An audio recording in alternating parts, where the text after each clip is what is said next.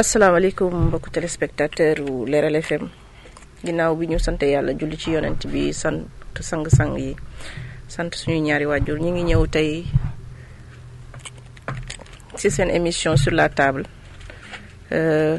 au 104.6 tey nag suñu invité du jour muy monsieur Leye muy le directeur du CREI de Louga monsieur Leye ñu ngi lay nuyu. madame Sylla maa ngi lay fay. di la dalal ci suñu émission sur la table. jërëjëf merci beaucoup di la nuyu yow it bu baax a baax di nuyu également donc le directeur de la rajo di Oustaz Baba Dieng ñu ngi koy ziar bu baax a baax ak ñëpp ñoo xam ne ñu ngi ci kër gi di liggéey ku ci nekk ñu ngi lay fekk fi nga toog di la jox loxo di nuyu également auditeurs yi nga xam ne ñu ngi ñuy déglu ci Leral FM 104.6 di nuyu waa Louga yëpp. merci monsieur Leye mbokku téléspectateurs yi comme niñ ko defee chaque 15 jours ñu ñëw ci seen émission sur la table képp ku bëgg a woote ci émission bi mën nga woote ci 33 967 68 68 33 967 68 68 tey nag suñu invité di monsieur Leye du CREI monsieur Leye mën nga ñu wax yow yaay kan. waaw man su may wax man maay kan dama naan man maay Abdou Leye donc Abdou Leye nekk directeur u centre de recherche et d'essai comme ni nga ko waxee léegi mooy CREI donc si gàttal donc mën naa wax ne man maay le directeur mais en même temps dama nekk formateur donc au niveau du centre voilà kooku mooy Abdou Leye. d'accord monsieur Leye en tant que directeur centre du CREI bu ñu xoolee sa cursus yan diplôme nga am. bon diplôme yi ma am donc am naa licence am master 2 donc en gestion et en management informatisé des organisations donc mën naa ni master 2 donc mooy sama diplôme ci wàllum informatique.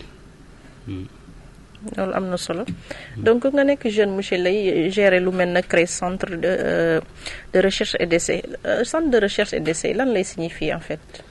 donc centre de recherche et d'essai donc suñ koy wax dafa nekk benn structure boo xamante nii donc ministère de l'enseignement supérieur et de la recherche et de l'innovation donc moom moo ko taxawal donc CREI CRE donc suñ koy signifier moom mooy centre de recherche et d'essai donc structure boobu nag ministère def ko pour jàppale donc la population que ñu jege sur ñu sensibiliser leen donc mais également accompagner leen sur les nouvelles technologies de l'information et de la communication donc si tënk CREI dafay nekk pour jàppale askan bi si les nouvelles technologies mais également yamul rek ci informatique mais également dañuy accompagner femmes yi ak jeunes yi si seeni activités socio-économiques donc biu CREI si domaine boobu lay jëm. donc accompagnement des femmes. ak nouvelles technologies. mais donc loolu mooy vision CREI wala loolu mooy résumer un peu la vision du CREI. waaw loolu mooy résumé bi parce que CREI donc bëri na ay activités yu ñuy def parce que comme ni ma la ko waxee sànq donc il y a 3 domaines d'activité donc domaine bu njëkk bi mooy sur les nouvelles technologies wàllum informatique. parce que CREI donc day former donc population ci wàllu informatique.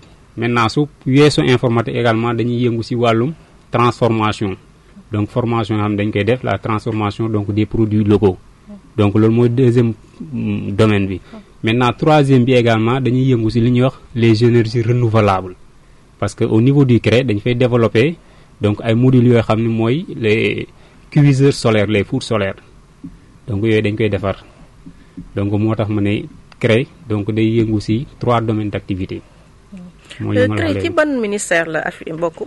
ministère de l'enseignement supérieur de la recherche et de l'innovation. de l'innovation. oui donc ci moom tutelle boobu ngeen bokk. fépp lañ bokk. maintenant bu ñu xoolee centre CREI tey jii mi ngi Louga. depuis ban at. depuis avril 2013. avril 2013. oui mais ñu ngi ko inauguré donc 4 mai 2013. d'accord. oui depuis avril donc yéen a ngi Louga di fi liggéey. di fi liggéey effectivement. ok maintenant par rapport ak objectif yi ngeen xam ni CREI bi am ngeen ko ci par rapport ñu ñëw ci domaine technologie bi. parce que vous avez dit nouvelle technologie donc informatique dafay am multimédia dafay am. ak technique jàng nu ñuy réparer nu ñuy installer donc loolu par rapport ak tey population Louga est-ce que ñin jeunesse bi ñi ngi ciy ñëw ñi ngi ñëw di participer yan approche ngeen ci am au niveau de Louga. bon dañuy gis que ni population bi ñi ngi koy jege donc di ko bëgg di ko def. parce que comme li ñu wax ci CREI bi donc am na module yu bëri ñuy développé comme initiation de base ñi nga xam ni mosuñu am sens donc utiliser ordinateur.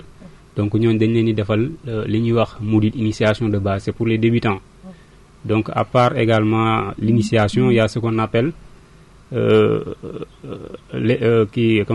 la maintenance comme li ñuy wax ni installation réparation yooyu noonu donc module boobu moo tudd maintenance. donc là boobu tam dañ koy def. infographie également donc dañ koy def au niveau du CREI. donc ak yeneen module maintenant module yooyu dañuy gis que ni jeunes yi dañ koy bëgg. parce que li tax ma ne dañ koy bëgg mooy que ni actuellement donc on a une base de données donc de plus de 6000 inscrits yoo xam ne ñu ngi toog di xaar pour def formation. donc cela veut dire que ni population bi bëgg nañ def formation bi. donc cela veut dire que ni itam également donc gis nañ que ni li ñuy def am na solo. maintenant li ngeen di def am na solo parce que vous êtes en train de former la jeunesse. bu ñu waxee jeunesse wax ni am espoir ñooñu boo leen former ba pare est-ce que dañuy am diplôme boo xam ne état daf koy reconnaître en plus la suite lan lay nekk ak ñoom. bon après la formation donc usager bi day bénéficier lu ñuy wax attestation de formation. parce que ci centre bi dinañ ko jox benn attestation boo xamante ni dina wane ni kii kat donc durant de tel mois à tel mois donc def na fi formation boo xamante ni ñun jàpp nañ ni li mu def donc maîtriser na ko. donc c'est la raison pour laquelle dañ koy sanctionner ak benn attestation. léegi nag attestation boobu noonu donc mën na ko servir lu bëree bëri parce que donc am na ñoo xamante ni structure yu bëri tey pour nga dugg fa dañ lay laaj donc maîtrise en connaissance donc en informatique. léegi nag loolu attestation boobu daf lay jàppale parce que ñun gis nañ que ni ñu ci bëri ñi fi jot a jaar def formation en informatique donc dañ leen di fekk ci ay structure yu bëri yi nekk yoo xamante ni nii peut-être day nekk gouvernance wala mu nekk préfecture à la mairie et tout donc dañ fay fekk ay agents yoo xam ni donc jaar nañ ci centre bi te formation boobu xëy na moom moo leen gën a yombalal donc seen nekkin foofu. maintenant am na ñoo xam ne nekkuñu ci structure mais seen yëfu bopp la ñuy def maanaam seen dañuy wut seen benn place di gérer comme maintenance bi am na ñoo xamante ni nii après ñu ngi yor seen place def maintenance di réparer ordinateur di gagner seen vie. am na ñoo xam ne ubbi nañ benn multiservice di def ay transfert d'argent def ay traitement de texte donc ñooñu dañuy gis que ni donc ay produits donc du CREI lañu. donc CREI cette structure la état bi moo ko teg sur place accompagné par le ministère. mais diplôme yi ñu fay joxe aussi c'est reconnu par l'État. effectivement c'est reconnu par l'État. donc mën nga ko présenter fu nekk. effectivement mën nga ko présenter. maintenant dama bëggoon laaj est-ce que ak état nan la leen di jàppale le ministère nan la leen di accompagner dans les CREI nan ngeen di fonctionner en fait. donc CREI ni ñuy fonctionner donc peut-être affaire consommable dañuy soxla toujours. peut-être ay matériel yoo xamante ni nii ay imprimante ay photocopieuse yu demee noonu donc ak consommable papier ay kii mais dañuy gis que ni des fois état donc ay affaire am du gaaw parce que des fois tam ñoom ay jafe-jafe si lu demee noonu parce que dinañ toog ay mois donc duñ jot benn matériel léegi nag donc ñun ñooy xool ñooy débrouiller des fois pour génn si parce que tamit yow doo toog ay mois doo def formation donc à chaque instant yaa ngi def formation mais état nag des fois pour mu indi matériel bi donc day jël benn temps bi vous voyez donc moo tax des fois ñu am ay jafe-jafe donc ci domaine bu demee noonu. mais ministère bi normalement war na am répondant fii nan ngeen di liggéeyee ak conseil municipal bi nekk fi mairie bi nekk fi ñoom war nañ leen mën a accompagner ci domaine moom du moment que formation bi ngeen di def c'est pour la population et état moo leen fi teg. effectivement donc ñoom nu mu tuddati la mairie même le conseil départemental. ñoom waruñu woon sax xaar peut-être ministère wala kii di dégg kiyante ak ñoom parce que ñun li ñuy def man jàpp naa ne du ministère moom moo ciy gagné. mais donc collectivité locale moom moo ciy gagné. muy la mairie le conseil départemental parce que population bi la ñuy liggéeyal. donc ñoom même taxawaay bi nga xamante ni parce que loolu ñun ministère saxoon nañ ñu ko dañ ne ñun normalement suñu xësee donc installer le CREI maintenant collectivité locale yi nekk ci zone boobu ñoom ñoo war a donc jàpp ci développement centre bi. vous voyez donc am na yoo xam ne ñun nag des fois dinañ li ñu war a wax dinañ koy wax autorités yi mais tam yéen a ma gën a xam donc Louga boo fi nekkee soo politiqueul moom donc gars yi je pense que ne affaire activité politique moom moo fi ëpp doole que donc ay affaire de développement. Oui. léegi suñu xoolee fi mu toll nii par rapport ak jafe-jafe yi ngeen di tollool par rapport ak objectif yi nga xam ne CREI bi am na ko parce que am na domaine yu bëri yéen a ngi ciy intervenir dinañ ci dellu si. est-ce que taux de réussite bi. mi ngi avancé est-ce que du am blocage foofu parce que pour nga liggéey il faut nga am matériel. dama dégg sànq yéen a ngi ci benn liste bu pléthorique boo xam ne ñu ngi bëgg def formation mais amuñu ko. foofu noonu yéen nan ngeen di def pour mën a au moins bañ a formation bi am rupture. waaw li ñuy def mooy que ni xam nga tam njiit moom loolu lay jëriñ. parce que suñ la xoolee ñu ne la lii war nga ko mën a doxal war nga ko mën a yor. donc je pense que ni des fois day toll foo xamante ni nii même boo gisul kenn. donc yow war nga mën a xool naka ngay def. pour que affaire bi bañ a taxaw. te loolu tam souvent ñoom dañu ci encourager ci lu demee noonu. parce que dama la wax état ku ko yor rek bu fekkee da ngay xaar état toujours rek li nga war a def doo ko def te doo am résultat. donc moo tax ñun souvent duñu xaar état ci lenn donc su ñëwee day fekk ñu nekk ci li ñu nekk su ñëwul tam également donc ñu nekk ci li ñu nekk. donc je pense que ni formation bi donc volonté la. donc ay jeunes ñoo fa nekk di ko def donc suñu amee ku ñu jàppale dinañ def suñ ko amul parce que toujours suñuy def formation dañuy jàpp ni li ñuy def donc suñu ay sœurs lañ koy defal suñu ay frères suñu ay parents lañ koy defal. bu baaxee même su jaree donc ñu génn suñu poste def dañ koy jaral ñu def ko parce que donc métier la boo xam ne donc dañ ko bëgg choisir. voilà. d'accord maintenant ñu ñëw ci wàllu transformation parce que loolu lu soxal jigéen ñi la. te je pense que volet bu important la ci seen structure CREI. wàllu boobu nan ngeen ciy liggéey ak jigéen ñi. donc wàllum transformation moom niñ ciy liggéey ak jigéen ñi mooy que ni dañuy ñëw inscrire comme ni ñuy defee informatique bi. donc y a des inscriptions yoo xam ne ñoom dañ koy def individuellement am na yoo xam ne donc dañ koy def mu nekk inscription collective comme bu ñu amee groupement. donc groupement suñ ko amee seen présidente moom mooy ñëw. indaale liste bi donc ne ñun ñii dañu bëgg ku ñu defal formation. formation bi da ngeen di day fay wala gratuit la. non gratuite la. gratuite la oui parce que formation yi suñ koy def donc dañuy def lu ñuy wax mu TDR dañuy rédiger benn TDR. envoyé ko ministère. donc formation bi donc ministère moo koy financé. voilà mooy financé formation bi yëpp. maintenant ñu jënd matériel bi ñu war a jënd. donc matière première bi et tout. mais donc, produit matière première yi ministère moo koy joxe. mooy joxe lépp. mooy joxe lépp. par exemple tey suñu bëggee def benn formation sur fruits et légumes wala transformation laitière. dañuy ñëw ñu ne TDR bi donc c'est peut-être c'est 600 000 ou bien parce que le formateur moom mooy ne lii la ñuy soxla formation bi lii lay jar. donc là ñu envoyé leen ko donc après ñoom ñu valider ko. est-ce que tey comme ni ngeen waxee nii ministère parfois dafay yeex est-ce que foofu tamit du am yeexaay du am lenteur. effectivement foofu tam des fois moo tax parce que formation yi sooy gis waroon nañ koy def chaque mois. mais pratiquement 6 mois année bi 2 formations lañ ciy def. des fois sax benn formation. maintenant su fekkoon ne nag ministère donc taxaw na pare na donc mën nañ ko def périodiquement chaque 2 semaines ou bien chaque mois donc ñu jël ay femmes former leen ci benn module. monsieur Leye xam nga lu ma mën comprendre. Le ministère a la volonté de créer le CREI centre de recherche et d'essai. ku am volonté bu mel noonu. war nga am ay fullay doxal loolu. def ci les moyens qu'il faut parce que innovation la lu mën a dimbali askan wi li mën a dimbali ñi nga xam ne amuñu formation lu mën a dimbali jigéen ñi. nga teg lu mel na CREI. jeunesse si war ji gis seen bopp jigéen ñi gis seen bopp même ñi nga xam ne mosuñu jàng sax gis ci seen bopp ba pare accompagnement bi des ginnaaw est-ce que loolu tamit am na sens. non benn instant da nga naan amul sens mais tamit ñun ñëpp comme ay Sénégalais lañ dëkk xam nañ ne muy demee xam nga état moom toujours lan lay def mooy def créer na maintenant nag li koy doxal moom yoonam nekku si. est-ce que état noonu la war a doxee. mais warul doxee noonu loolu moom structure Sénégal fépp noonu la presque pratiquement booy xool noonu la. ñoom lu ñu bëgg defar nañ dara créé nañ inauguré nañ ko c'est fini suñ si pare nañ parce que ba tey ji ma lay wax ni donc am na ay créé yoo xam ne ñu ngi leen di taxawal. donc pare CREI yi fi nekk donc ni ñu war a doxee doxuñu ko bu bàyyee mais loolu mënoo si dara parce que état moom il faut moom mu def résultat mooy lan donc daaw amoon nañ 10 CREI donc est-ce que c'est le fait de créer des CREI ou bien c'est le fait de faire fonctionner le CREI qui est important. C'est le fait de faire fonctionner les CREI qui est important. Oui. Qui est important et non donc de créer des CREI.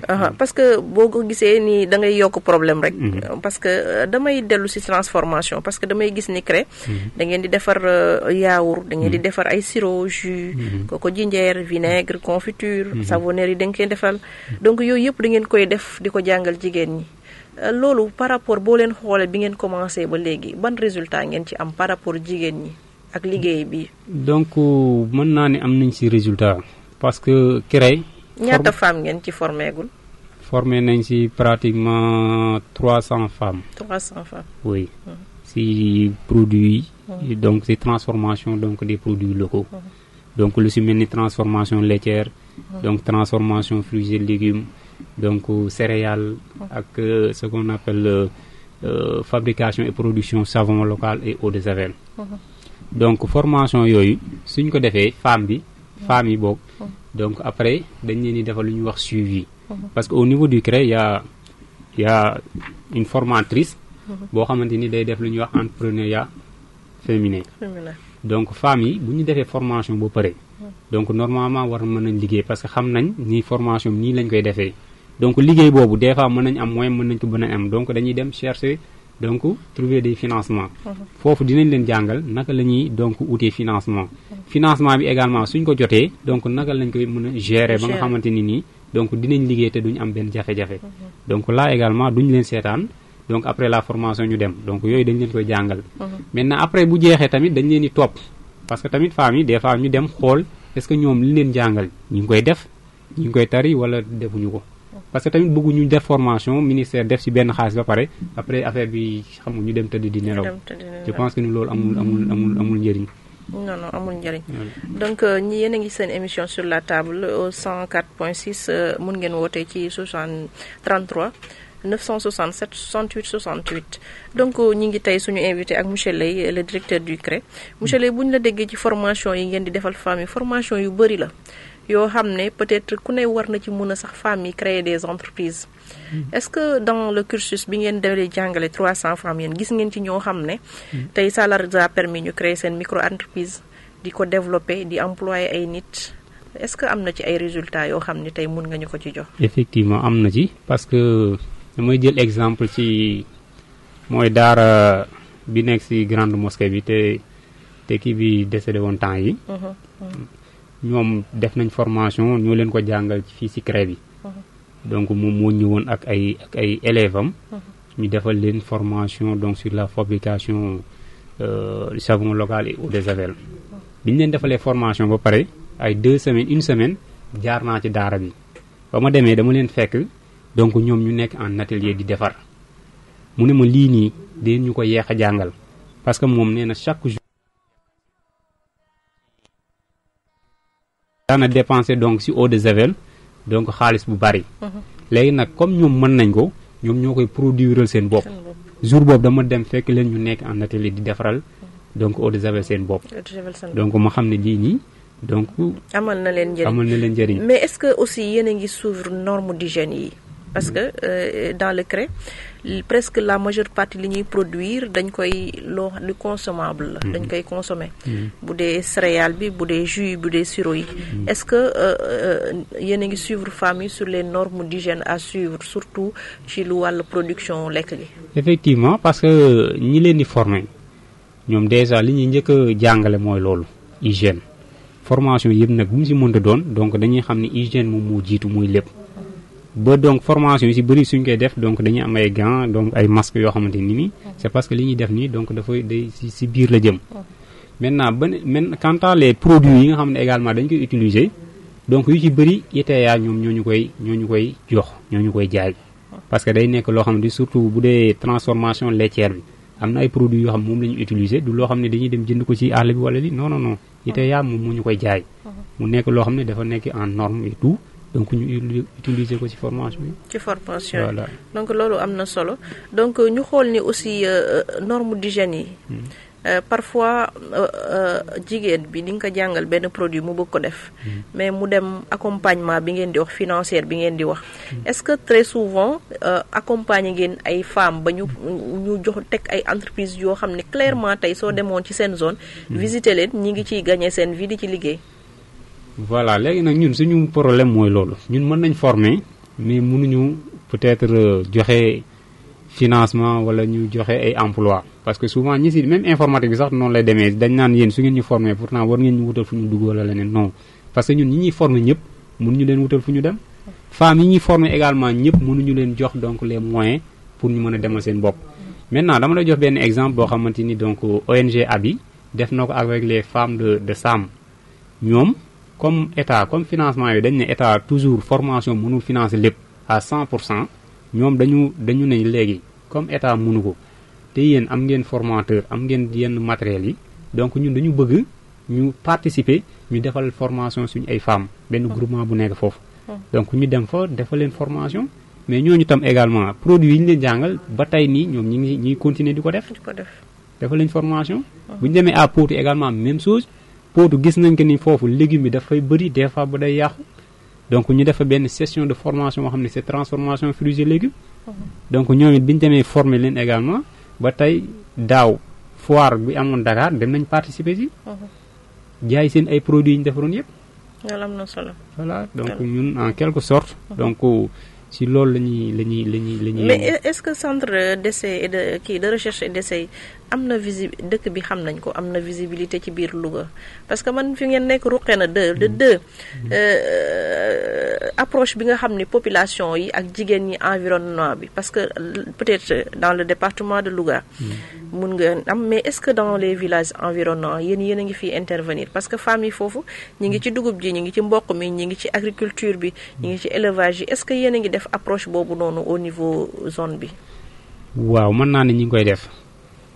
ñi ngi def approche bi parce que tamit comme li nga wax rek ñun peut-être CREI bi mënoon na gën a am benn kii bi parce que ñu bëri visibilité bi parce que ñu si bëri dese nañ ko xam ñu bëri xam nañ ko nag mais ñu si bëri dese nañ ko xam parce que ñun bi ñuy doog a ñëw en 2013 donc man avec le formateur Abdoulaye Diop donc ñun ñoo fi nekkoon nuñ daan def dañ daan sonn sax parce que dañuy xëy donc dem ci place publique yi donc defaroon suñu ay flyers di leen jox di leen expliquer.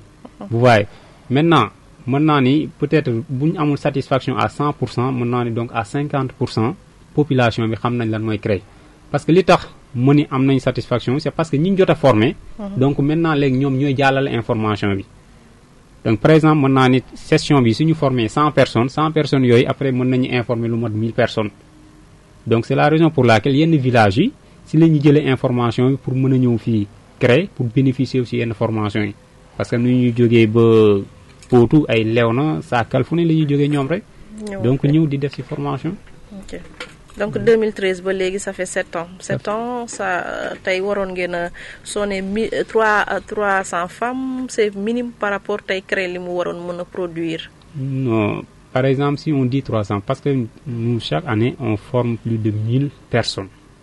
1000 personnes sur l'ensemble ça veut dire informatique bi transformation bi nouvelle technologie maintenance bi yëpp 1000 personnes d'accord maintenant suñu ñëwee ci wàllu maintenance bi ak énergie renouvelable yi ngeen di liggéey domaine boo xam ne la maintenance tey ji Sénégal peut-être dañu nekk technologie bi dafa xaw a yéex mais tey maintenance nekk na loo xam ni jamonoom presque bu njëkk la gënoon am benn doole tey jii est-ce que jeunesse bi Lougatois bi ñi ngi ñëw ci wàllu maintenance ak énergie renouvelable yi parce que énergie renouvelable aussi ñi ko xam bariwul ñi koy def aussi dafay nekk ay quelque rek mais est-ce que yéen a ngi def propagande boobu parce que tey jii Sénégal ci nouvelle énergie renouvelable la jëm pour mën a révolutionner lu bari ci système. voilà léegi damay njëkk ci énergie renouvelable bi parce que comme li nga wax donc Sénégal li ñu koy consommer bariwul donc c'est la raison pour laquelle mën naa ni très rarement la ñuy def donc la formation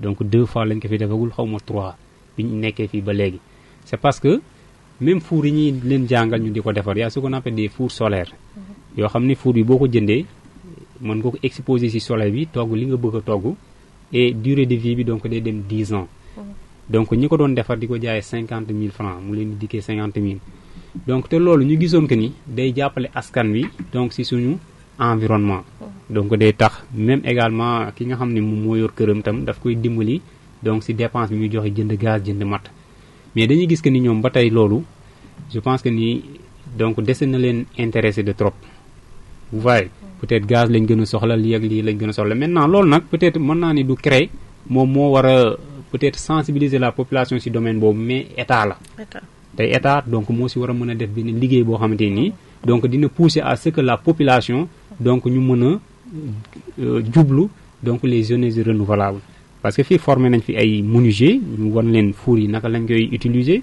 formé fi également des femmes donc naka lañ koy donc soo ko yoree booy togg naka nga parce que dafa am ay normes pour nga togg ci donc formé nañ ci ay femmes tey booy togg ceebu jën donc temps bi ñaata la lay kii bu dee da ngay bu dee yàpp la temps bi et cetera et cetera. vous voyez donc ba l'année passée lañ am benn partenariat ak waa mairie donc ba benn ONG bu nekk MIO ñëwoon fi commande nañu ay four donc pour distribuer ko donc les conseils de quartier donc ñu defaral leen ay four fii nii au niveau donc du centre. maintenant pour la maintenance dañu gis que ni comme li nga wax sànq jamono yu yële la gënoon dox métier bi donc mooy dama jàpp ni man tey la gën a dox parce que maintenance bu njëkk boo amoon sa ordinateur pour nga defar ko donc da ngay wër ba sonn sinon kenn ngay gis boo gisee ba la nga gis keneen mooy loolu mais actuellement tey sa ordinateur boo ko yoree donc problème bu mënta am bala ngaa xëy mën nañ ko régler vous voyez donc nit ñi léegi jublu nañ ci côté boobu sur la maintenance donc avec les nouvelles technologies maîtriser nañ ko donc Sénégal kay lan lañ mënul mooy defar mais lu yàqu moom créer la ñu mënul mais mën nañ réparer vraiment. mais non les jeunes là wala mu nekk ñi nga xam ne dañ leen di former suñu leen former ci centre bi ba pare ñu war a def maintenance est-ce que parfois dinañ toog ci centre bi quelque temps pour def l'aspect pratique pour mën a def l'aspect pratique pour ngeen tester leen ni kii kat en fait peut-être da nga def 3 mois de formation mais di nga def 3 mois yoo xam ne da ngay def stage pour ñu xool ba xam est-ce que doo ubbi ordinateur u jàmbur nga yàq ko wala nga produire dara yàq mu am kii est-ce que loolu dina ci am di nga leen bàyyi ñu nekk ci centre bi di def di appliquer. effectivement parce que comme li ma la wax ci début bi ma ne la ñun attestation yi du ku ñëw rek ñu jox la attestation tey bala ñu koy jox dañuy gis que ni kii li muy def mën na ko te ñun suñu cours yi ñuy dérouler dañuy gis que ni cours yi 100% c'est la pratique muy initiation bi di infographie di maintenance tey maintenance bi ñoom cours yi ñuy def yëpp dañuy ñëw pratiquer dañ lay jox benn ordinateur ñu tas ko ñu ne nañ ko monter waat pièce par pièce ñu taal mu tàkk képp ku fa jaar def formation donc mas na jox nañ la ordinateur nga assembler ko taal ko mu tàkk installer ay logiciels et tout ça donc nga doog a mën a dem. nga doog di mën a dem. maintenant cours pratique ngeen di def boo leen di jàngale il faut que ngeen bind ngeen expliquer. lan ngeen koy defee en wolof en français bu ñu xoolee population lugatois bi ñu ci bëri dégguñu français. xale yi ci nan ngeen leen di jàngalee ak femmes yi. waaw toujours dañuy gis que ni rek. que ni comme base bi wolof la donc lu ci ëpp moom la ñuy utiliser mais am na ay groupes yoo xam ne ça dépend parce que ñun dañuy organiser affaire bi ba nga xam ne de telle sorte que donc groupe bu ci ne dañuy xool niveau yi parce que tey boo ñëwee di inscrire dañ lay jox benn fiche donc fiche d'inscription bi y a ce qu'on appelle niveau d'étude ñu laaj léegi nag niveau d'étude yooyu suñuy boolee bu ñuy groupé dañuy xool ñi nga xam ne am nañ niveau donc première donc seconde ba terminale donc ñooy bokk yi ñooñu tey boo leen di jàngal mën nga wax français am na ñoo xam ni tam également parce que centre bi toujours li ñuy wax que ni centre ñëpp la ki jàng école ki jàngul ki nekk xale ki nekk mag ku bëgg rek donc am nga possibilité ñu inscrire def formation léegi ñi nga xamante ni ñoom jànguñu dara donc ñooñu dañ leen di defal seen groupe à part ñooñu tey boo leen di jàngal niveau boobu du bokk ak ñi nga xam ne am nañ niveau donc bac ou bien niveau BFM c'est pareil également ñi nga xamante ni niveau primaire kese lañu am waaye donc foofu lañ koy organiser ci kii bi ba nga xamante ni tey booy def formation am na ñoo xam ne booy wax cours bi yëpp mën nga parler français am na ñoo xam ne tey booy def cours bi donc wolof rek nga mën a wax parce que donc c'est niveau français demeewul noonu. maintenant bu ñu ñëwee ci cours yi ngeen di joxe yéen ci biir CREI bi man fi ngeen nekk rek ça me pose problème est-ce que vous avez assez d'espace et de classe pour mun a def loolu yëpp ou bien qu'est-ce que vous faites? Non, on n'a pas assez d'espace parce que li ñu waroon am yëpp parce que su ma ne la y a une liste donc d'attente de 6000 cela veut dire que ni kon espace bi des na parce que on a une seule salle donc informatique donc équipée de 20 quelques machines donc foofu la ñuy defee initiation te boo gisee que ni waroon nañu am man au moins 2 salles ou bien bu ñu amul 3 am 2 salles donc moom moo ñu doon arrangé bu ko defee bu ñii di def fi ñi di def fële maintenant pour la maintenance également donc à part la donc maintenance bi des fois bu ñuy def informatique mën nañu bañ a déranger ñuy def maintenance bi parce que li ñuy def bokkul maintenant quant à peut-être infographie ñooñu ñooy am donc ñu xool nu ñu koy organiser ba ñii bu ñu defee initiation ñii ñëw def maintenance ñeneen ñëw def leneen te it ces formations boobu tamit damay leeral toujours ma ne leen donc ñun defuñu formation peut-être informatique kese si mu nekk français parce que bi may wax sànq ma ne la am na ñoo xam ne jànguñu français am na ñoo xam arabe lañ jàng donc ñiy jàng arabe également dañu am seen wàll ci formation en informatique bi parce que bu ñu ñëwee y a ce qu'on appelle le module bureautique arabe yoo xam ne jot nañ fi former fii ay maîtres coraniques ay imam donc bu ñuy saisir donc seen document en arabe dañ koy mën a def. Voilà donc loolu c'est important maintenant yéen yan moyen ngeen def pour vraiment faire marketing bi parce que tamit bu dee da ngeen ñëw ci dëkk bi ministère yabal leen pour ngeen liggéeyal population bi mun leen former war ngeen a mun a aussi am des moyens de marketing parce que ni ma déggee naam am ngeen répertoire boo xam ne am na ñoo xam ni des nañ pour former mais est-ce que en fait CREI tey ampleur bi mu waroon a jël ba nga xam ne tey sax même moyen bu leen ko amul ay bonne volonté ñooy ñëw pour jàppale leen est-ce que aussi ampleur boobu am na ko est-ce que yéen tamit dugg ngeen ci autorités yi démarché leen wax leen solo bi dugg ci ñi nga xam ne ñi ngi ci dëkk bi pour waxtaan ak ñoom pour mën a vraiment attirer seen attention ci importance su CREI bi. non mën naa ni ñi ci war a dem nañ ci. te itam nit moom yaakaar naa ni soo ko waxee benn yoon rek donc su fekkee bëgg na def wala bëgg na jàpp dina jàpp.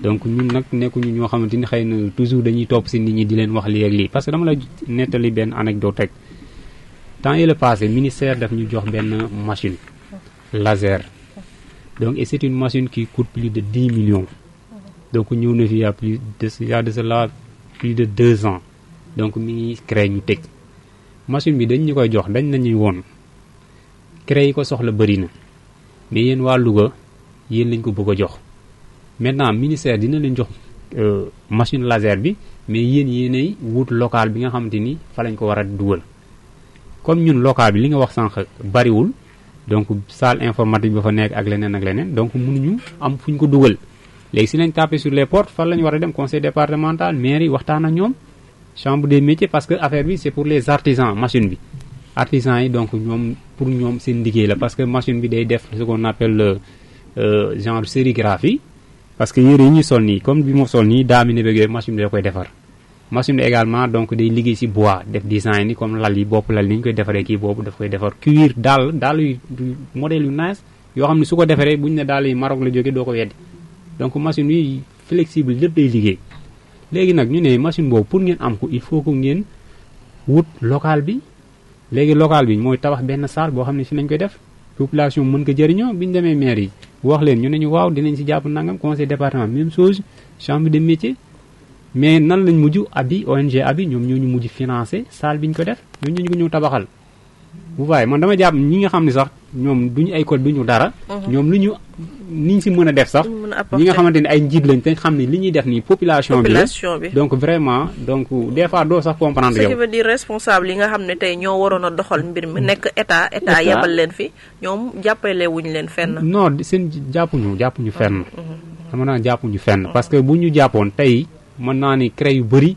tey seen ay collectivités locales ñoo leen di jàppale man ak j'ai des collègues yoo xam ne dañuy waxtaan donc seen maire yi conseil départemental ñoo leen di jàppale ñoo leen di subventionné donc ñun là au moins maire bi mënoon nañ dañuy subventionné mais nag CREI yooyu boo ci moytuwul dañuy politique léegi CREI yi parce que boo politique luñ la jàppale parce que tey leader dafay ñëw gis fa femmes yi bëri rek ñu ne kon ñi jar nañoo jàppale voilà est-ce que aussi du loolu waaw loolu la parce que nag man wax naa ne man vraiment sama affaire du affaire de politique donc man affaire de lan laa gëm mooy développement te it ku may jàppale man si loolu nga may fekk parce que tamit comme centre bi dañ ko fi def pour que ñëpp ànd ci ñëpp bokk ko donc amul parti bi moo ko waral wala lii ak lii parce que man donc kii boobu laa ci éviter quoi donc dama gis que ni coloration politique très bien donc te développement moo ko tax a jóg donc ku nekk fu mu mën a bokk ci àdduna war na ci gis boppam très bien loolu laa gis donc bañ ñi ñoo moom lii wala lii ak lii donc ñëpp bokk ci maintenant nag ñi nga xamante ni xëy na dañu yor lépp ñëpp donc ñoom tam ñu war si mën a ñëw jàpp si donc waruñu xaar ñu fay dem di leen def lii ak lii parce que wax naa la ma ne la maire yi tey boo fa demoon mën naa ni 15% ou bien 20% ya fay nekk di liggéey jaar nañ CREI de formation boo demee gouvernance même chose tribunal boo fa demee booy fa nekk ñu si bëri jaar nañ CREI def formation loolu am na solo donc ñi ngi ci suñu émission sur la table tey ñu am suñu invité monsieur Leye Ducré képp ku si bëgg a woote mun nga woote ci 33 967 68 68 monsieur Leye li nga wax am na importance donc dañuy gis ni CREI ci biir Louga am na jeunes yu bëri yu mu formé ba tey ñu mën a am emploi ci yenn structures yi asalaamaaleykum. waaw salaamaaleykum. maaleykum salaam. soxna si na ngeen def. ñi ngi fi alhamdulilah. mbaa yéen a ngi am jàmm. ñi ngi sant alhamdulilah. alhamdulilah. ñu ngi lay dalal. waaw. soxna si man la Fallou Mbaye. Fallou Mbaye monsieur Mbaye bàyyi ngi jàmm. waaw ñu ngi sant yàlla bu wér alhamdulilah. dalal ci émission bi. waaw dañoo bëggoon a dugg rek def ay témoignage. dëgg la. ci monsieur Leye moomu. wax dëgg yàlla mu doon nit ku baax koo nga xamante ni si comme noonu ngeen ko waxtaane rek. doon na koo nga xamante ni si bu ngeen ko bu amoon ku ko jàppale. yëpp mi ngi ci waaram na mu waree. mais bu amoon ku ko jàppale tey ci tey kon dana mbir yi dana gën a weesu fii. waaw parce que li muy def am na ci yéene jox na ko cëram mi ngi ci na mu waree daal moom. waaw li ci def nag mooy comme ni mu ko mujjee waxee noonu rek. mooy ñi ko war a gunge. ñoo des. mais bis buñ ko gunge woon tey ci tey. macha allah kon ñu ci lim noonu ci ñoo nga xamante ni ci jàppale nañ leen ba ñu taxaw. dana fi ëpp loolu. te macha allah ñooñu yëpp wax dëgg yàlla kenn ku ci nekk xam nga kan mooy Abdou Leye. xam nga yéeneem xam nga yaatuwaayam xam nga fonk li muy defam aussi. waaw loolu moom danaa ko seede ci moom. macha allah waaw li ma yéenee wax ci moom lépp sax yaatu na vraiment ak jàmm man mënewuma sax di wax ci rajo. mais day koo nga xamante ni si mënumaa ñàkk a woote seede ci moom. nit ku baax la nit ku gore la nit ku respecté liggéeyam la. ku fonk li muy def la. macha allah waaw vraiment jàmbaar la. merci waaw di ko jaajëfal di ko ñaanal yàlla suñu borom di yokk mën-mënam. jërëjëf te may ko gudd fan ak wér. amiin te yàlla jàllale ko bu baax a baax. ci kattanam ak mbaaxam. amiin vraiment. yal na yàlla suñu borom di gunge ko daal. moom mi nga xamante ni si kum gunge nga dem. allahumma amiin ay jërëjëf soxna si yow itam ñu di la jaajëfal. ñu ngi lay remercier bu baax sëñ Fallou waa dégg nga sëñ Fallou li mu wax. donc loolu am na solo. parce que nit ki buy liggéey dara rek. nit ñi xam pertinence bi mu am ci fulla am ci fayda. am ci taxawaay du ñàkk ñi ko xam dañ ko koy séddeel. monsieur Leye damay ñëwaat tuuti si yow. man dama gis ni jeune nga. tey Sénégal dañu nekk ci étape boo xam ne. jeunesse bi léegi dafa xaw a am déperdition ñu koy waxee mooy dafa yàqu. xale yi amatuñu vision mais amatuñu gëm-gëm ci seen bopp. maintenant état am na ci responsabilité mais yow en tant que jeune tey nga nekk ci centre CREI bi allo. salaamaaleykum. aleykum salaam wa rahmatulah. sëñ bi dalal ci émission bi. waaw rajo Leeral bu Louga. waaw yaa ngi ci émission bi. ñu leen di siyaar bu baax baa ngi ci jàmm. ñu ngi si jàmm alhamdulilah. waaw day moom dama ñëw ba participer ci émission boobu ngeen dalal waa ju baax. avant ça nag je présente ma personne man moom maa ngi tudd Omar Mbengue. Omar Mbengue. waaw Louga gi laa juddoo fi laa dale ba. fi laa amee bac lépp. waaye mën naa ni sama cycle élémentaire jusqu'à terminale. mënu ma manipuler ordinateur mënu ma la ci wax dara grâce à CREI. voilà ma jotee initiation en informatique. def Excel de PowerPoint. pare léegi même dugalaat ma ci beneen module boo xam ne nii base de données. ak troisième module sax ci moom laa ko amee Fallou Mbaye moomu génn sànq. wax ci léegi lu rafet maa ngi moom defe naa amoon na naan fa ñett formation yi consécutive yi tegloo. ak CREI ci leen amee loolu. sëñ Omar ñu ngi lay nuyu bu baax. waaw. ñu ngi lay déglu. doon bureau bu xam ne nii ña fa nekk muy monsieur Leye bi nga xam ne mooy njiit bi ay monsieur Camara ay monsieur Diop. doon nit ñu baax ñu yaatu nga xam ne ni boo dikkee seen pédagogie dañuy yaatu seen bopp. nastaan la ba jox la xam-xam bi ba nga téye. lu xam ne nii boo doon def boo demoon na ma yàlla ba du ma def publicité du ma tuddaale benn bërëb. boo doon demoon feneen di ko def tey formation payante bi nga def rek chaque fin de mois loola formation balaa pare da nga ci fay lu jóge 200 000 lu ko. dëgg la. waaye ñooñu dikk yombalal ñu ko. ubbi seen dënn dimbali ñu. léegi nag doon ko xam ne nii nit ku wàcce boppam la ku woyof. ku simple. loolu am na solo. def ñun xam-xam bu xam ne nii xam moom sant nañu yàlla bu baax ci lu xam ne nii bu ñu koy wuti feneen dina gën a nekk te sànq li ngeen ko invité tamit am na loolu ko wax lu am solo ndax da nga ne ko état mais da ngeen a wax ci wàllu création ak fonctionnement ak ni muy fonctionné dëgg la état moom mën naa créé te état li ci ëpp li muy créé day créé lu xam ne nii nañ ko yokk coow ci loolu waaye suivi ba mooy problème ndax ñoo adduna ñooñu ku leen jàppale defe naa ni jeunesse Louga bi lu bëri danañ ko soppi gën a soppi ñoom gën a def ci yoon ndax dama ne sax doon soppi ñoom ndax ñu ngi koy def ndax bëgg def ci yow xam-xam mënta weesu ñu woo la ba nga ñëw avant formation bi ñëw ni nag kañ yan heure lay disponible pour mën koo def dañuy dem ba dañ lay sàkkal sa heure bi nga disponible pour mën koo def kon nag ñu ngi sant bu baax di gërëm monsieur le moom di ko ñaanal yàlla suñu borom yokk ba ñu yokk ko amiin sëñ waaw taxaw ko ci lépp li man nag émission yi si sax baaxuma di ci woote waaye lépp loo gis rek la ko yëngal moo ko ëpp doole dëgg la jërëjëf crée bu ñu ko jaaree ñu def li ñu def ci ñoom bu ñu waxu ci ñoom rek goréwul dëgg la Omar waaw loolu tax nag ñu ngi sant bu baax nag ñu ngi koy ñaanal yàlla ko suñu borom yokk jàppale ko gën koo jubal ndax man li ma gën a neex ci moom mooy lan ànd ak mbooloo ba pare am esprit équipe am esprit d'équipe kenn ku ne nga xaaw nga gis fréquenté bi mel na sa frère xam nga loolu dafa rafet dëgg la te nit ku baax la macha jërëjëf merci beaucoup jërëjëf sëñ Omar ñu ngi lay remercier yow tamit donc maa ngi woon ci lancé boobu rek importance su créer bala nga koy xam nit ñi wax suñu waxee li nekk ci ñoom nga xam-xam bi nga leen jox li nga leen transmettre ban effet la lay teg en tant que jeune ak ban message de jeunesse ngay lancer jeunes yi nga xam ne tey créer bi baa ngi fi mun nañ ci opportunité ci ñoom ñu war ko saisir dëgg la xam nga ñaar ñi jot dugg léegi muy Fallou Mbaye moom ak Omar Mbeng donc dañu nekk ay produits du CREI parce que jaar nañ fa def nañ fa formation et puis comme ni mu ko waxee rek CREI donc nit ku fa xas a jaar rek après day mel ni benn famille donc mën damay am parce que Louga dëkkuma fi mais actuellement sama mbokk bu fi ñëw sa fekk ma bi danaa ma yow donc connaissance bi ñi ngi fi jot a xam nag nga leen mën a xamee parce que mën naa ni tey fu ma taxoon benn bërëb du ma toog une minute te ku ma xam du ma romb nuyu ma même si ville bi sax damay tase ay nit ñoo xam ni ay monsieur le def seen tour sax des fois du ma ko jàppee noonu te vraiment damay am benn donc contentement boo xamante ni damay wan xam ni kii kat vraiment am na lu ma defoon ci moom donc te loolu daf koy booleeg ay ñaan yoo xamante ni nii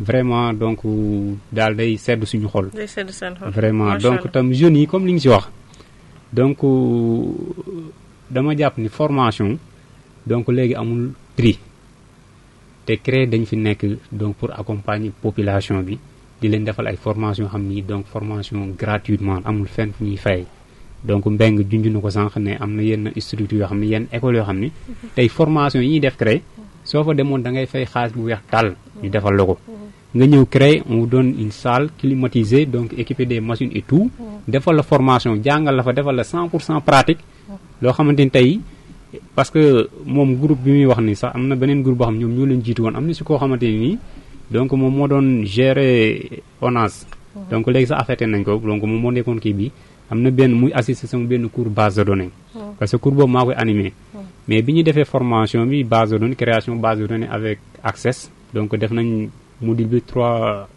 mois mais dane ma 3 mois yi li ma si jàng formation bi def naa ko 2 ans à Dakar ne ma fay naa ci xaalis boo xamante ni xam nga et pourtant li ma ci xam ni xaw ma ko woon foofu noonu parce que ay cours théorie lañ ko doon jox et si 3 mois yi jàngal nekk si loo xamante ni moom depuis ba léegi nii à chaque dafa yor sama contact dañuy déggante et tout ça vous voyez donc ñun CREI loolu rek lañ ci am mais du laneen tey former nit ki donc def si moom loo xamante ni tey lu mel nii su amee peut-être ñu wala ñu daje fenn ñu ñuy ñaanal di ñu defal ay leneen ak leen donc loolu rek lañ ci séentu. loolu ngeen ci séentu loolu am na importance.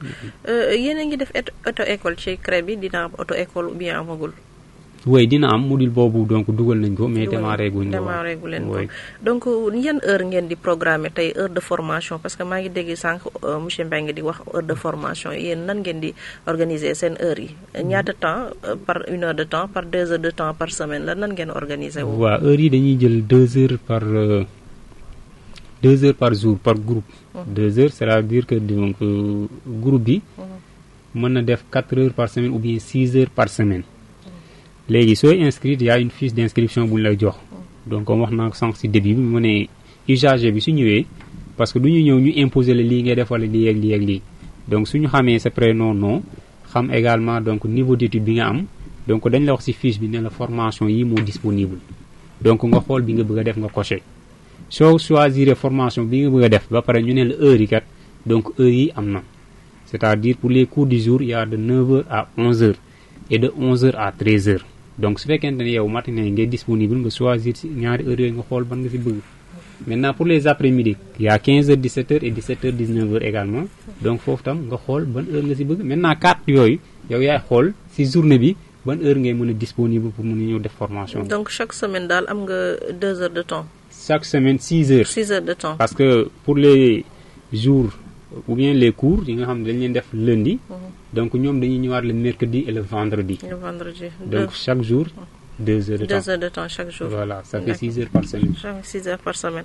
donc boo 6 heures par semaine da ngay def 3 mois plein mais boo absenté 2-3 fois dañ lay dàq. wala da ngay doo am diplôme. nan lay defee yan norme de conduite. donc dañu naan la soo defee 3 absences yoo xam ne c'est non justifié. donc dañ lay dàq dañ lay génn groupe bi. sinon également donc à la fin parce que toujours suñu def formation à la fin dañuy def lu ñuy wax donc test. test d'évaluation. suñu defee test bi ñu évaluer donc.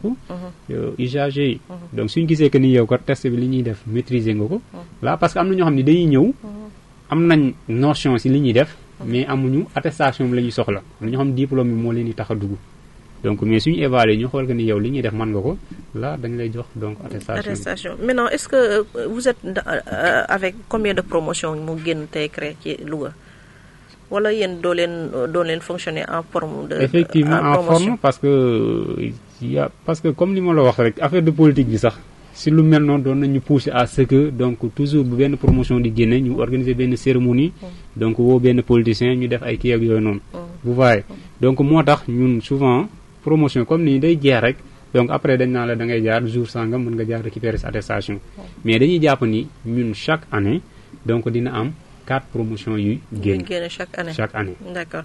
Maintenant est-ce que tey jii nag marketing boobu doowul woon nekk chaque promotion bu génnee ngeen woo ñi ko def cérémonie woo ñi ko moom seen i mbokk gis leen seen i xarit gis leen jeunesse bi ñi nga xam ne xamuñu jaare fa xam xëy na nit romb ni lii lan la ñu ni dañuy joxe attestation ñi nga xam ne pare nañ formation xëy na est-ce que loolu doowul nekk aussi forme de propagande boo xam ne dina tax population bi gën a attiré wu ci CREI.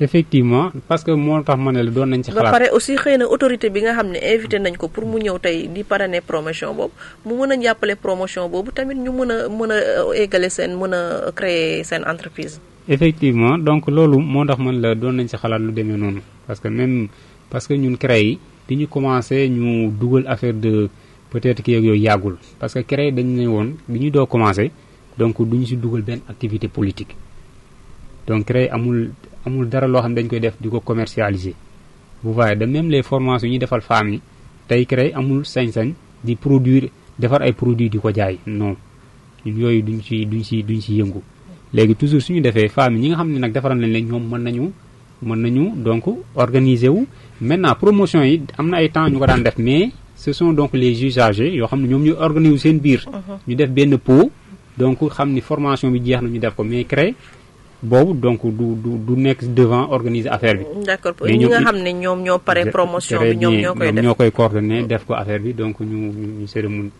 parce que loolu aussi doon na nekk moyen pour que ñenn ñi xam CREI xam importance su diplôme bi ñu fay am ak li nga xam ne yéen a ko fay liggéey. effectivement ma lay laaj soo leen paree formation. tey muy góor muy jigéen mu pare dem créer entreprise am di liggéey suivi boobu nan ngeen koy defee ak tey ci ñi nga xam ne dañu nekk ci àll bi est-ce que da ngeen dem fekki leen wala ñoom ñooy ñëw fekkee ci leen. waaw des fois ñooñu mën nañu ñëw fekk si ñu des fois tam ñu dem fa bu dee si dëkk bi moom des fois nga jaar parce que am na si ñoo xamante ni toujours seen place dama fay dem wala des fois ñoom ñu ñëw déplacé wu ñëw CREI donc monsieur le wala des fois tam parce que formation moom du doy. donc toujours si li ñuy def ñu nekk ñoom seen bërëbu liggéeykaay donc di ci liggéey des fois ñoom ay peut-être loo xam ni échappé na leen donc ñu wootante wala ñu demalante ñëw ne leen ay lii ak lii ak lii aussi leen si. est-ce que tey bu ñu jàngee ba pare am na ñoo xam ne comme femmes yi dinañ ñëw ci CREI bi di produire di jaay.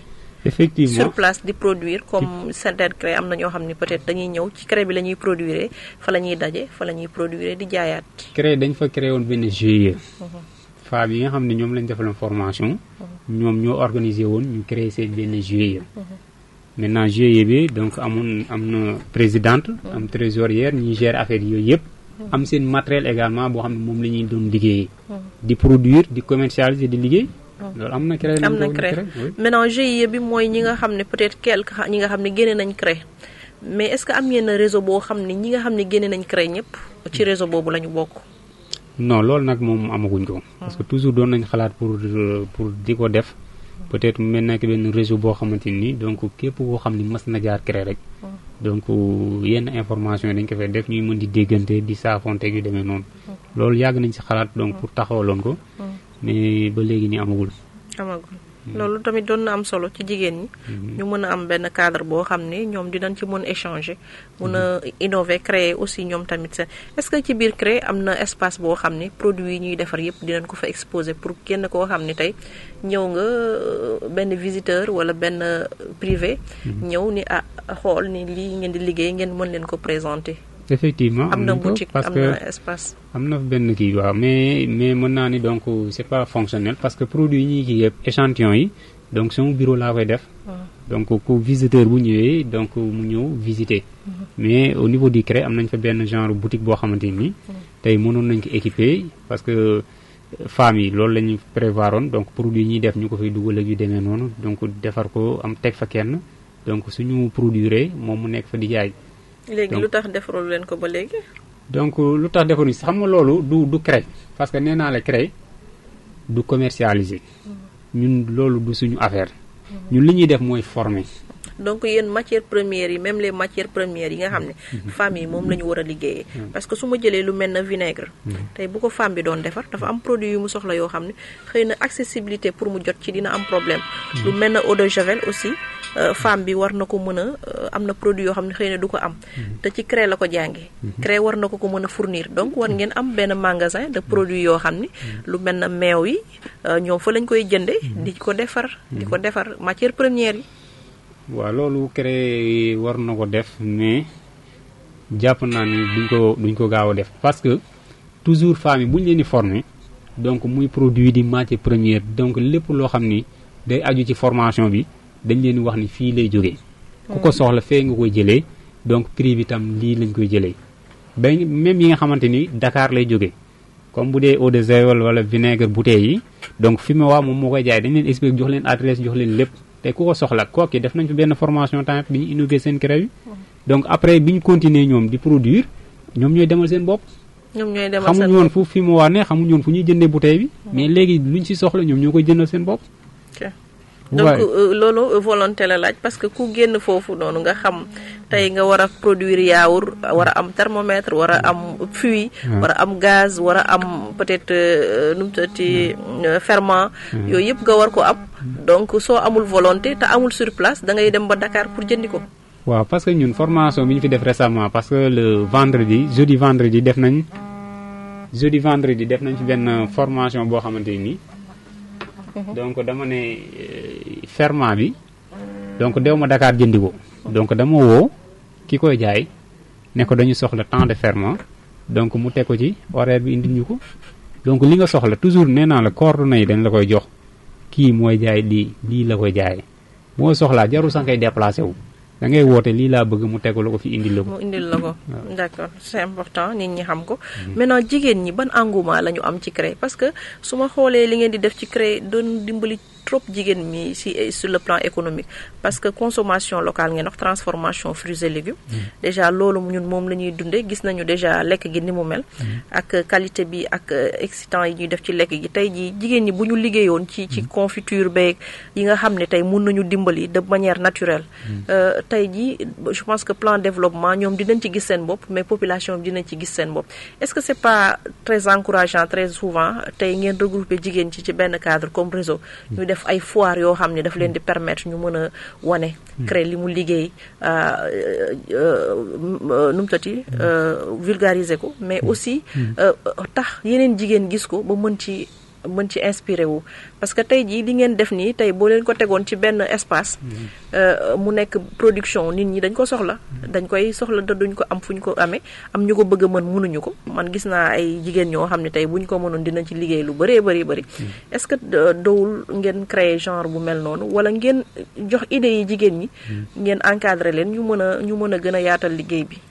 waaw loolu mën naa ne ñi ngi ci ñu ngi koy def parce que jigéen ñi donc toujours dañ leen di sensibiliser ci wàllum formation yu demee noonu mais tamit toujours ki ngay sensibiliser il faut que mu am benn volonté benn motivation parce que léegi jigéen ñi benn affaire moo leen xaw a kii tuuti parce que toujours ñun formation bu ñu koy def rek jàpp nañ ne après dañu war a am ay per diem yu demee noonu parce que nee naa leen toujours dama leen ko wax ma ne leen peut-être bu dee ONG la yu demee noonu ñooñu mën nañu formation yi dañu ciy def xaalis bu weex tàll mais état ñëpp xam nañ ni muy doxee surtout ministère su ñuy génn xaalis fi ay financement yooyu du question que ni dañuy ñëw joxe per diem fekkee ni non dañu xam ni femmes yi bëgg nañ leen jàppale parce que tam nit ki comme yow da ngay laaj formation ñu jàppale la après nga liggéey donc nag ci formation waroo ñëw que ni kat man formation may def su ma paree dañ ma war a jox passe dañ ma war a jox lii wala lii non ñoom dañu jàpp ni toujours femme bi même tey su fekkente ni ministère amul financement bu mu joxee bu fekkente ni 20 femmes lañu war a former wala 30 supposons que 20 yooyu ku si nekk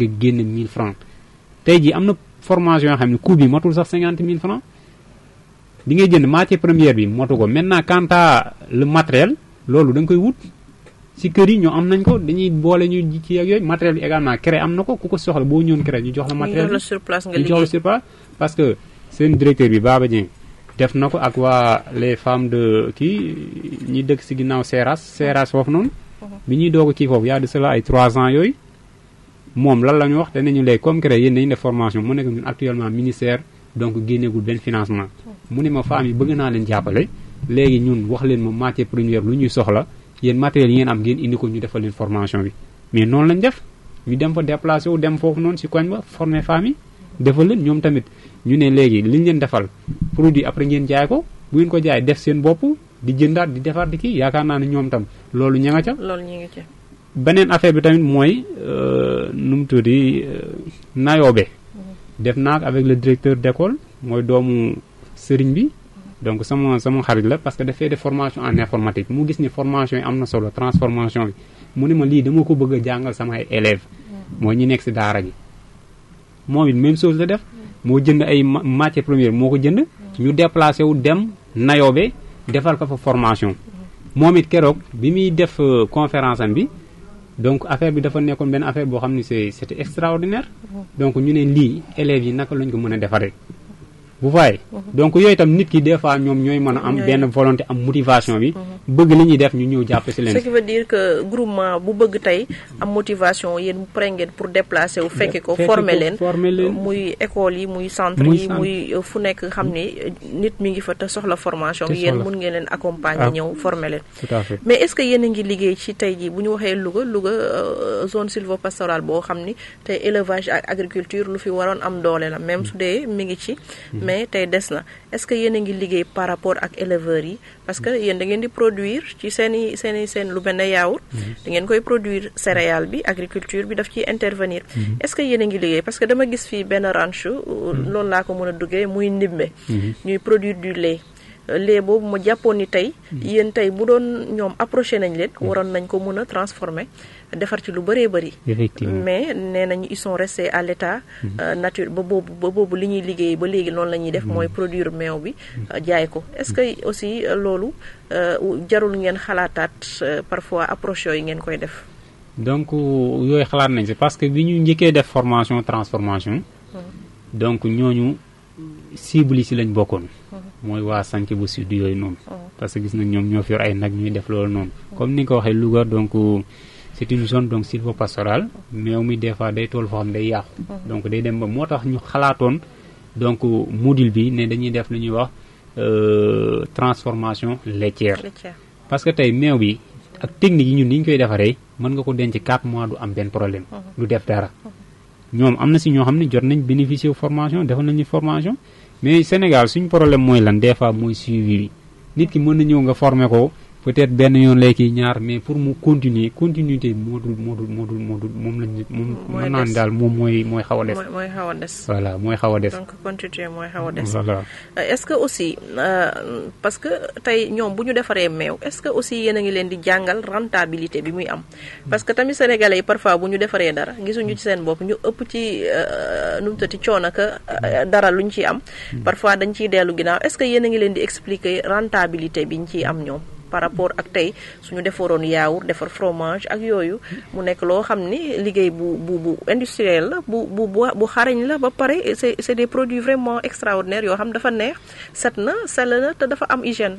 effectivement xam nga bërki dem bi ñuy clôturer kii bi am na ku ko fa wax mu ñëw mu ne lii nii parce que soow yaourt bu ñu koy présenté dane pourtant lii nii moo soow ardo bi ne ci boutique bi ñoo yem sachet yi rek moom moo leen wutale mais tey sénégalais bi tey xëy na bu demoon ci supérette bi buy doon jënd mu fekk fa soow boo xam ne fii lañ ko defaree moom il préfère peut-être jënd soow ardo wala mu jënd beneen bi bu waaye loolu moom ci suñu mentalité la nekk maintenant formation yi suñ koy def gis na les femmes toujours dañ leen di wax donc rentabilité bi formation bi am gis na tey eau de javel 200% bénéfice nga ci mën a am 200% laa la wax ñaata femme fii lañ fi jot a formé yoo xam ne eau de javel mais am na ñoo xam ne ñi ngi def ñi ngi produire ñi ngi jaay parce que ñun eau de javel bi ñuy defar fii nii am na ñoo xam ne Dakar la ñuy liggéey fii lañ dëkk mais buñ ko yóbboo Dakar dañ naan leen eau de javel bi donc moom moo gën sax ñuy jënd ci boutique bi dañ daan commandé fii di jënd par ay di jënd bouteilles yu bari di ko yóbbu Dakar bu bàyyi femmes yi ma lay wax nii formation bi kii ñoom daan ravitailler peut-être CM commune mooy hôpital bi nekk fii nii ak yenn écoles yi ñoom ñu leen doon jaay eau de javel donc nag des fois yenn yi moom après volonté la ak motivation il faut que donc nit ki koy def am ci gëm-gëm donc pour mën ci réussir parce que nit moom daa am fu muy yem ci peut-être formation la mën a def leen maintenant nag le reste yow yaay xool naka ngay def pour mën a donc gagner ci vie. c'est important maintenant agriculture bio bi yéen da ngeen ci intervenir. non boobu moom commencé guñ ci intervenir. commencé gu leen ci intervenir. d'accord parce que tey agriculture bio bi doon na permettre femmes yi tey ñu mën a am benn capacité. parce que am na produits yi tey nuñ koy defee dina simple te ñoom tamit dinañ ci mën a dundal ci seen njaboot ba pare jaay ci. effectivement non loolu gis nañ ko lii. parce que ñun zone bi ñu nekk am nañ espace pourquoi. voilà am nañ espace mën nañ produire lu bari. c'est ça suñu problème moom mooy. le fait que ñu produire quoi mais donc espace bi am nañ ko li ñu war a def nañ ko maintenant comme li ma la wax créer moom peut-être am nañ vision boo xamante ni ñun tey toujours dañ koy wax les usagers ñu ne leen formation yi des fois bu leen xaar sax que ni créer moom mooy créer des formations des fois nit mën na am benn idée ci benn formation ñëw donc proposer ko créer mais pourtant formation bi parce que toujours créer yi lañ dañu war a répondre avec comment dire encore besoin donc des populations. population bi li ñu bëgg tey bu ñu ñëwoon présenter ko créer bi loolu lay def. des fois formation yi ñoom ñooy xool. ñu ne kat ñun fii lii la ñu bëgg. donc formation bi lañ bëgg ñu defal ñu ko. et là donc suñ ko présenter ministère dañ koy def. parce que ñoom loolu mooy seen bi. am na solo donc yéen a ngi seen émission sur la table au 104.6 tey ñu am invité monsieur Leye Ducré képp ku bëgg a woote ñi ngi ci 33 967 68 68 monsieur Leye suñu la déggee créer centre d'essai la mais centre bi dañ ko doon essayer recherche ak d'essai loolu appellation boobu ban entendement la parce que su ma nee recherche ak essai ça veut dire que dafa mel na centre boo xam ne phase test la woon daal centre test la ou bien. non waaw boo déggee loolu ngay jàpp mais bu ñu nee centre de recherche et d'essai donc maanaam dañ doon wax ci peut-être yemul rek ci informatique mais même également li ñuy def ci transformation ci la bokk parce que centre bi wax naa ko sànq bi suma kàddu yu mujj yi ma ne la ñun duñu toog rek di xaar que ni formation ñun ñoo ko war a proposer population bi également donc war nañ mën a indi seen ay proposition donc de formation ne ñu lii dañ ko bëgg dañ ko soxla laa nag loolu suñ ko indee donc centre bi dañuy xool formation loolu dañ koy essayer ñu xool affaire bi nan lañ koy mën a def pour que mu mën a dox bu bàyyee moo tax mu nekk centre de recherche et d'essai maanaam ku ci ne rek tey loo xalaat ni peut-être affaire de recherche innovation la recherche de formation mën na nekk sur l'éthique mën na nekk sur la transformation mais esprit de créativité la. esprit de créativité et de l'innovation. Est-ce que centre CREI bu Louga am na assez de personnel? Oui, il y a assez de personnel parce que y a donc le directeur muy man donc am naa sama benn assistante muy Ndeye Kati Fall et donc 3 formateurs, un formateur en infographie, formateur en maintenance initiation ak kii def entrepreneuriat personnel. Il y a également un agent de liaison ak suñu benn assistant boo xam ne tam moom mooy machine laser bi ma lay wax. donc si foofu lay yëngu. D'accord yéen boo leen di def également benn gardien ak benn femme de ménage. D'accord soo leen di def seen TDR yi est-ce que vous avez les normes d'hygiène yéen a ngi koy jël en compte bu baax a baax a baax. effectivement bien sûr est-ce que am na superviseur yow yaa ngi superviser normes d'hygiène yi femmes yi nu ñuy liggéeyee ak système bi yëpp. bien sûr parce que formation yi ñuy def yëpp. man dama koy assister. même les TDR bu ñu koy def da ngay assister. même les TDR. parce que TDR bi bu ñu ko defee dañ ma koy présenter man maa koy envoyer. donc dinaa ko xool. kii ko après ma doo ko envoyer. produit yi ñuy defar est-ce que bu dee lu ñuy lekk yéen di ngeen ci lekk jox ci seen njaboot testé ko balaa ngeen koy. balaa groupe yi di ko génne. bien sûr. waaw dañ ngeen koy testé.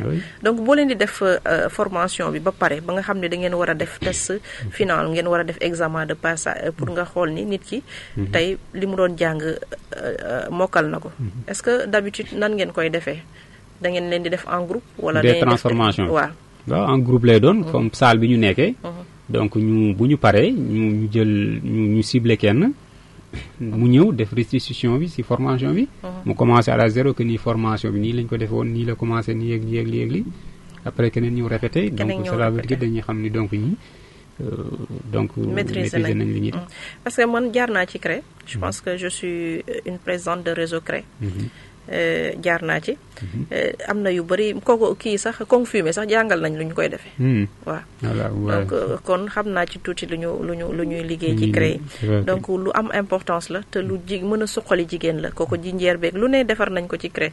donc c'est important population bi wuyu ci CREI. ñëw jël li nga xam ne état proposé nañ leen comme formation. maintenant yéen état accompagné wu leen conseil départemental accompagné wu leen. peut-être bonne volonté yaa ngi ciy jàpp. est-ce que xalaat ngeen fexe def benn genre communication. ci télé yi ak rajo yi aussi pour mën a vraiment population bi mën a gën a ñëw fekk ci CREI xëy na aussi jàppale leen ci seen fonctionnement. non foofu moom dama lay wax ni sax du ma ne la état jàppale wuñu état mi ñuy jàppale. parce que tey ci existence état dafa doyul. parce que état moom toujours li nga bëgg. boo dee demande bi moo gën a. très bien moom moo kii moom état parce que li ñuy fonctionner yëpp donc état la. donc amul keneen ku ci teg loxo. peut-être bu ñu am leneen lu ñuy def donc c'est à nous. ñun ñoo koy def mais amul beneen kër donc état moom moo fi nekk. parce que bërki démoo Ndiaye def nañ ci formation le jeudi et le vendredi. donc formation kan moo ko finance état. mais toujours nag li ñuy bëgg ci état moom la état du matale moyens mooy des. léegi nag laa li des peut-être ñi nekkoon fii ñoom ñoo ko war a mottali ñoo ko war a àggale defuñu ko. vous voyez donc moo tax donc état moom mi ngi def. maintenant ñun li ñuy envisager def mooy que ni CREI peut-être li ko gën a mën a doxal mooy communication yu mel nii. donc peut-être ay dem ci rajo yi donc ci télé yi donc présenter CREI xamal population yi CREI lii parce que tam nit ñi dañuy jàpp ni formation parce que bu ñu nee ñu ci bëri dañu jàpp ni sax fay la parce que ñu ci bëri bu ñu inscrit bu ñu ñëwee dañ naan mensualité ñaata la donc foofu la ñuy xamee que ni affaire bi c'est gratuit. c'est gratuit. vous voyez donc nit ki bu ñu xamoon tey comme yu mel nii wala def ay spot publicitaire ci rajo yi. ñu koy déglu ñu nekkat formation yi c'est gratuite.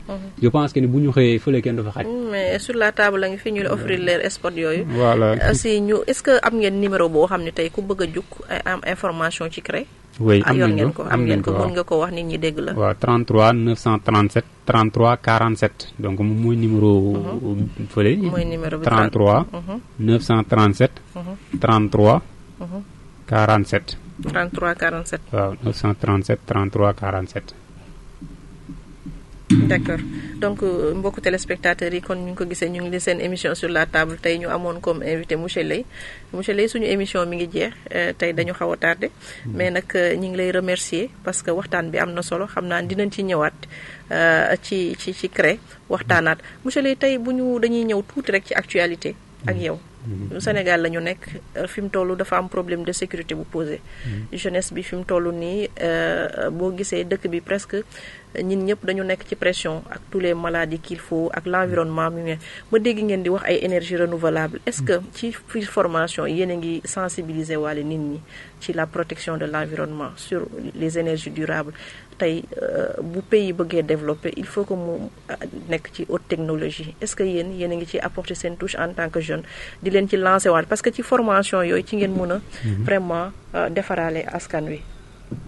Effectivement parce que ñun formation yi toujours donc suñu objectif lan la former encadrer et sensibiliser donc suñuy def formation yi toujours dañ leen di sensibiliser man dama koy wax sama kii mën na leen àdduna bi tey dafa toll foo xamante nii rien ne peut se faire sans les nouvelles technologies donc tey nit ki lu mu jàng diplôme yow mënta am soo mënta manipuler un ordinateur donc yow ki jàngul yéen a yem parce que tey entreprise boo dem on te donne un ordinateur ñu jox la ne la defaral on travaille avec les logiciels léegi nag soo ko mënul doo dem fenn donc dama koy wax toujours usagers yi maintenant quant à également peut-être affaire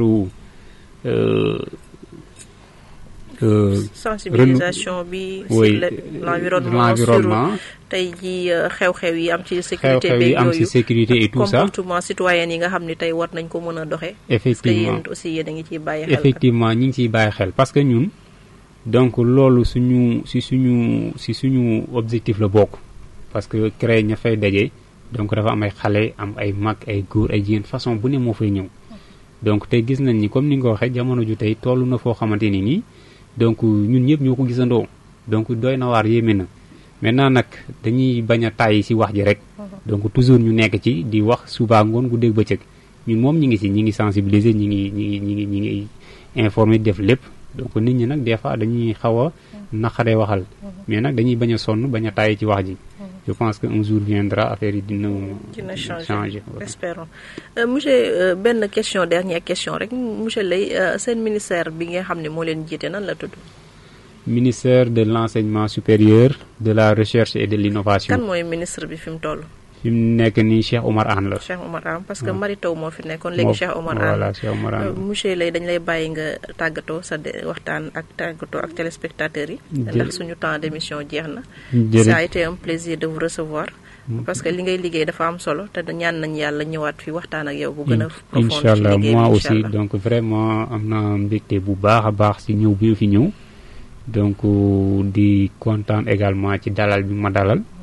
vraiment affaire yi am na solo trop wax dëgg yàlla parce que li ñu bëggoon wax yëpp mën naa ni lu ci bëri wax nañ ko ci même bu dee am na lu des vraiment tam table comme ni nga ko waxee donc vraiment am na solo lool parce que question yi donc pertinente na vraiment donc dañ lay remercier bu baax a baax a baax di remercier également donc képp koo xam ne mi ngi ci rajo bi di fi liggéey ak ñi nga xam ne tam dañuy déglu donc di remercier ñëpp di remercier également donc ñi nga xam ne ñoom laay liggéeyandool donc parce que xëy na su ma jiitoo moom dama jiitu nii rek mais du man maay def lépp donc mu mel ni ku ñuy wax madame Faye di sama assistante donc monsieur Diop formateur ak muy Abdoulaye Diop ay ñoom Abdoulaye Lo l'infographe ak ku ñuy wax ay Gaydel Ngone Fall ak ñoom Lamine Ñing Ndey Faatu ñoom ñuy liggéey foofu ñëpp donc maa ngi leen di nuyu di leen ziar bu baax a baax a baax voilà. merci monsieur Leye ñu ngi lay nuyu yow tamit ci disponibilité di la encourager ci liggéey bi di la wax ni ñun waa Leral FM ak suñu émission sur la table ñun ñu ngi leen di ak yéen bëgg leen accompagner ci liggéey bi pour mu gën a vraiment population yi xam ko te mu gën a beneen yoon nag boo leen fi ñëwee da ngeen ñu wax seen résultats yi ngeen concrètement ni ngeen am ci ay résultats yoo xam ne population bi formé nañ ci ay nit yoo xam ne vraiment ils ont des entreprises yuy fonctionne di employer aussi ay nit ñuy remercier mbokku téléspectateurs yi ak ñi nga xam ne duggoon nañ ci ligne bi muy Fallou Mbengue ñi ngi koy nuyu di ko remercier ci intervention yi ak Omar Mbengue di remercier waa CREI yëpp di particulièrement le directeur monsieur Leye di leen wax ni seen émission sur la table mi ngi jeex ñu leen di jox rendez-vous ba borom beneen émission merci